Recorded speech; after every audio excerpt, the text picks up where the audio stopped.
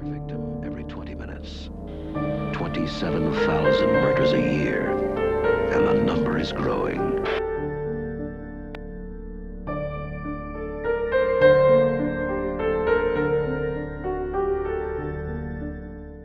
It's that time of the month again. After around half a year of being dead on the internet, I'm back on the month of the dead, dead inside and ready to resurrect my dead channel in the spirit of the 8th month of the year, Halloween month. Wait, but it's definitely been a while, and I'll leave the apologies for my absence for the end of the video because it's been way too long. Anyway, before I go on a tangent, I guess I have to tell you why I'm here now, why my Sona looks washed out, and why I absolutely butchered the drawing. Sorry, Eli. You've seen YMS do it. You've seen Ralph do it. What? You've seen multiple other YouTubers do it, so now it's my turn to jump on the month-old bandwagon. Everyone has their fair share of childhood nightmares, and it's only fitting that I discuss mine. Most people will probably share the same kind of fears that I had when I was a kid, so it's nothing too revolutionary, but I've been wanting to make a creepy kind of video for a very long time. So I guess there's a start. Horror films have been a subject of ridicule and interest for a very long time. The purpose of a horror film is to scare, unsettle audiences, that's what it's meant to do, and the horror genre has existed for well over a century, through authors such as Mary Shelley, Edgar Allan Poe, and Bram Stoker. And one common theme that appears throughout many pieces of work to do with horror is the supernatural. Ghosts, spirits, demons, and serial killers, for example.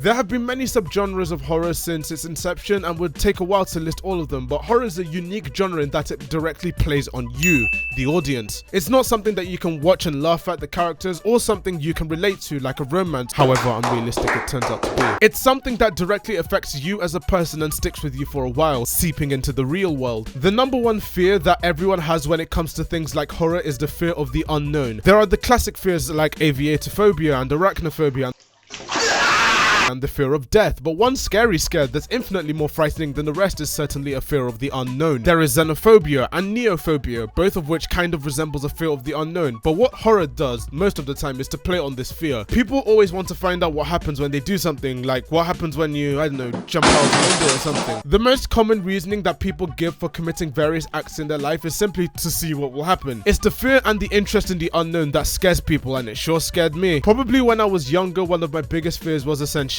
dying. What happens after? Now some people watching right now will probably be like, oh my god, dude, like what happened? Did your cousin get free to the lines or something? No, it wasn't because I was witness to someone dying at a young age. I was new to the whole existential crisis thing. It was mainly the prospect of what happens after. We're commonly educated on religion. I'm religious, but the concept of mortality is what petrified me and still kind of does, but to a far lesser extent to how much it worried me when I was a young chocolate. It's the feeling of dying that kind of scared me more than anything. I'm at home just watching the news and I see a news anchor informing the viewer that this one pensioner has died at the ripe old age of 20, and I'm wondering to myself, how did he die? What happened to him that caused his unfortunate but necessary death? How painful was it? Did he just fall asleep and not wake up? Was he convulsing on his deathbed trying to reach out to life support, attempting to turn it back on? What happened to him? That was probably my very first existential crisis, and this is extremely common. Death anxiety is literally defined as a feeling of dread, apprehension, or solicitude when one thinks of the process of dying or ceasing to be, also known as thanatophobia. Not to be confused with necrophobia, which is the fear of literal dead people. I went googling and found out there is actually a scale that measures the amount of anxiety children have for death, fittingly named the Death Anxiety Scale for Children. The way in which this scale is actually measured is having a psychiatrist come to your school and present a specific scenario that scares them, and children have to rate it based on how scary it is. The measurement style in itself is called the Koala Fear Questionnaire. Don't ask why it's called that, but the results show that most children between 4 and 6 and 7 and 10 have death and danger as their most common fear. A rebuttal to this is that a more mature understanding of the biological concept of death was correlated to a decreased fear of death, suggesting that maybe it's helpful to teach children about death in order to alleviate the fear. Using that example, you can kind of understand how morbid children's thoughts really were. In my case, I was essentially a mix between Pandora and Jigsaw. No, it's not creepy at all. I was interested in anything and everything about how things like death and mortality and overall creepy stuff were. So much so that I've accumulated a list of things that had creeped me out when I was younger. So let's break things down into different categories, beginning with television programs. When I was a younger age, I really enjoyed watching TV. I didn't have much time to use the computer and have some PC time to myself, so TV was basically my secondary source of entertainment. There were a lot of different television shows out when I was younger, especially in the cartoon field. Watching them nowadays may have different effects on viewers, especially seeing as you can get away with a lot more things back then. Wink wink nudge nudge, but that's for another video. One particular cartoon that was a lot darker than the description let on was of course Tom and Jerry. And I don't mean the excrement Cartoon Network are broadcasting now, I mean the classic MGM cartoons from the 50s. There was one episode in particular that I watched and I thought it was quite funny at the time, but now rewatching it and you realize just how brutal it was. For the record, Jerry was always the villain. Always. The 1 or 2 episodes where Tom actually won?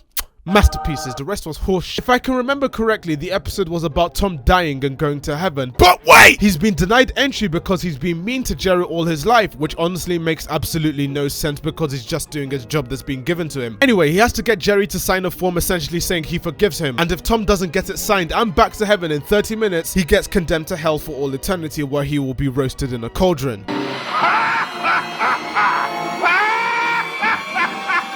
That doesn't really sound child-friendly, does it? But that's the thing that's so genius about the show. It beats around the bush with the message of the episode, so when children watch it, they'll be laughing like, ha ha ha, look at him.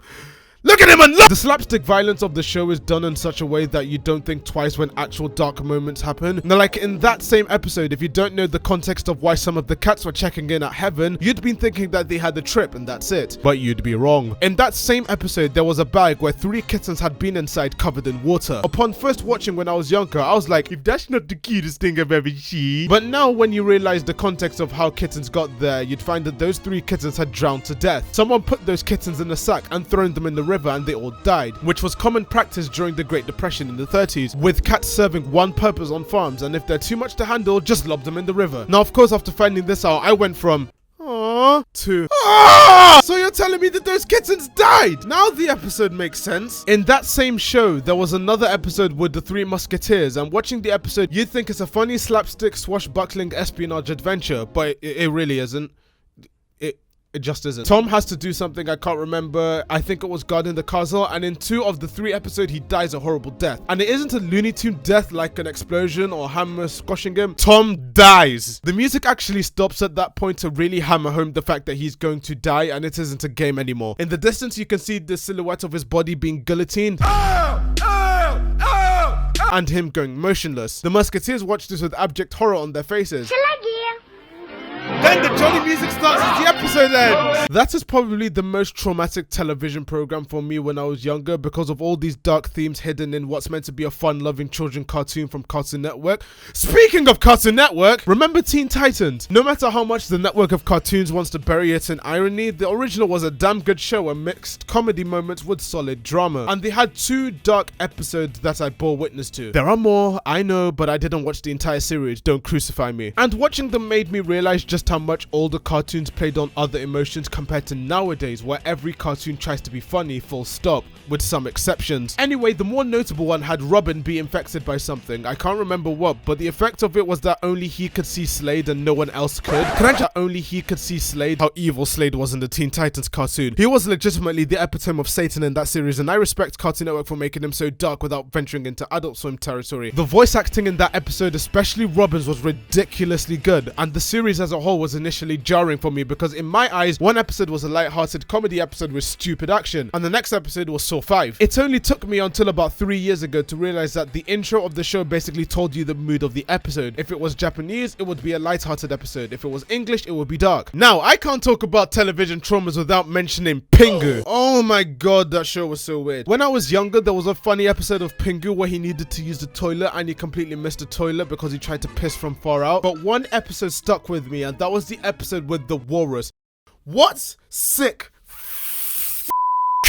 Thought it was a splendid idea to put the spawn of Beelzebub in a clay animated children's television program. That was full on uncanny valley. Look at the way it moves. Why does it have human teeth? Why does it shake its head randomly? Oh my god! They remade the episode with the sole reason of making it less creepy for kids, and do you know what they did? They just added a creepy synth in the background that makes it infinitely less creepy. You'll be happy to know that that episode's been banned now. Now, I can't complete the television part of the video without mentioning Thomas the Tank Engine, right? Thomas the Tank Engine was essentially the crux of around 60% of people's childhood and was reinvigorated in the MLG era and even less so nowadays. But one episode of Thomas the Tank Engine stuck with me, and that's the one where they brick Henry alive in the tunnel. A metaphor for communism, some might claim. The job of each and every one of the tank engines is to be really useful, and they are cast away when they are no longer useful.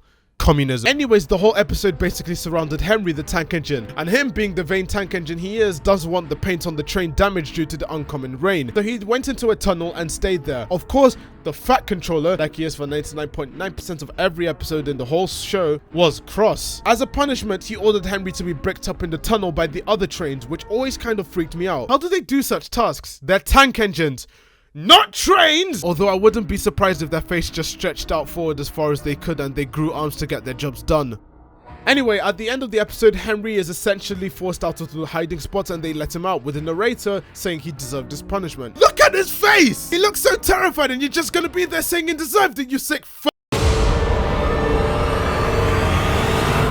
Television's not the only thing that I watched and played when I was younger. I played a lot of games at a young age. As you can tell, I had no life. I still don't either. Anyways, back then there was a lot of creepy Easter eggs and websites that I stumbled upon pretty much by accident. I was the kind of person that downloaded everything and anything from the internet. So much so that I could barely even recognize Windows on my ancient computer from 1692. The cursor was one of those smiley South Park cursors, fully animated. I downloaded so many toolbars they covered the entire screen. It took 10 minutes to load up google.com, and even then it wasn't even Google. It was a scam toolbar homepage that used a similar layout to the Google layout but had ads on the bottom. I was the most computer illiterate person there could be. Anyway, there was a game that I played back in 2011 called Hotel 626. It was basically an interactive game where you control the outcome of a couple of events, but there are a lot of jump scares riddled in the game. Even signing in was creepy enough because the page had an animated face that appeared through the background without warning. Now, when I played through the film, I didn't know it was an interactive film, so I thought it had some of the most realistic graphics I'd ever seen. It looks so lifelike. It's almost as if it was filmed by a real camera. So I played through the game and I got to the part where you have a camera in a dark room with flash on and you had to take a picture of something. I can't remember what, but there was a jump scare programmed in after you flashed the camera for the 5th time. Then other stuff happens in the game. I kind of forgotten what happened. The game was that boring until the ending. You seemingly escape the hotel, but when you go into your car and look through the mirror, there's a ghost behind you and the game just ends. That's not the creepy part. Now, if you remember, I said I was computer illiterate and had no sense of privacy. So during the login process that I mentioned before, there was an option to add a phone number. And guess what I did? I added my mum's phone number. After the game ended and closed the tab automatically, my mum's phone rang and I picked it up and some automated voice said something creepy. I can't remember exactly what it said, so let's pretend it said 7 days. When it did that, I freaked out. I could not sleep that night. I was fully expecting a ghost to rip my face off or something along those lines. Yeah, nothing happened. It was just a marketing gimmick. Speaking of ghosts, there was a one South Korean webcomic that I found a few years back called the Bongcheon Dong Ghost, or the Bong Chong Dong Ghost. Pretty much every person on the planet has seen the comic once in their life or had it displayed to them. The comic basically followed a young girl walking home from school late at night at 11:30. Who stays in school that long? Oh. Anyways, she's walking home and she notices someone standing in front of her, all crooked with a dirty jacket and stained back. She stops walking and just stares at this monstrosity. Then, oh my god! This woman wants to know where her baby is, and the girl is understandably pissing herself, so she does the most rational things that any person in the same situation would do and point as far away from there as possible. The plan seemingly works and everything is fine and they lived happily ever after. Funnily enough, this one comic got me in trouble at school, but I'll save that story for another video. As well as the website games, there were other terrifying Easter eggs I encountered while playing actual video games. For example, Resident Evil 4 on the PS2. The game on its own was creepy enough, but the developers added an Easter egg that's become pretty well known as one of the most surprising Easter eggs in a video game. If you guide Leon to the dockside of the lake where Del Lego lives, or go onto the boat and shoot at the water, nothing happens. Empty your ammo into random places in the lake and this happens. Prime example of why we need gun control, am I right? The Sonic the Hedgehog franchise was home to quite a few creepy Easter eggs. One of the most notable of these would have to be the Sonic CD hidden message Easter egg. Now, I can't say I found this by accident, but in 2009, I was browsing YouTube. The old YouTube. The YouTube where Happy Tree Friends were still popular. I was looking through a walkthrough of Sonic Heroes on the PS2 because I couldn't get past that Crash Bandicoot copycat level where you're running away from a massive rock. It was borderline impossible. I then saw on the sidebar a video about some hidden fun Easter eggs in Sonic games, and I of course watched the video. The first one was a Sonic CD Easter egg. Then what you will see fueled millions of children's nightmares all throughout the 90s, and even haunts my dreams to this very day.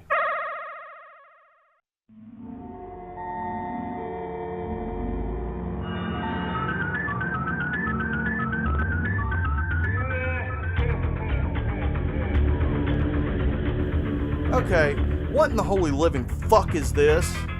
I have no idea why they added it in. The grinning faces and the music? Someone took the time to put this in the game. The pattern legitimately gave me nightmares. I did not touch a Sonic game for months after. Speaking of creepy faces, the Game Boy camera. Oh boy, that one gave me nightmares. Even now, the images always make me flinch slightly when someone puts them in a video. Anyway, the Game Boy camera was a 1998 Nintendo accessory for the Game Boy, and it was marketed by Nintendo as a light-hearted entertainment device aimed at children, similar in concept to the first iToy. On the Game Boy camera, there were many different menu screens if I recall correctly, and there was an option to press run. It was just there wasn't any context to the message. Most unsuspecting children used a Game Boy camera would probably not think twice about having such an eerie message inside their accessory. In fact, most people would probably not think too much about it, passing it off as an offhanded reference to Pokemon, another property of Nintendo's. If the run button was pressed, however, the game would sometimes freeze and you'll be greeted with this pleasant photo along with a message, "Who are you running from?" While this shows up, sometimes when the game encounters an error, another pleasant face shows up with a really unsettling 8-bit tone. Now imagine such a program exists on a device that was built and extensively marketed for children. Having that pop up seriously freaked me out. I don't think there's been anything that's unsettled me more than the Easter eggs from the Game Boy camera.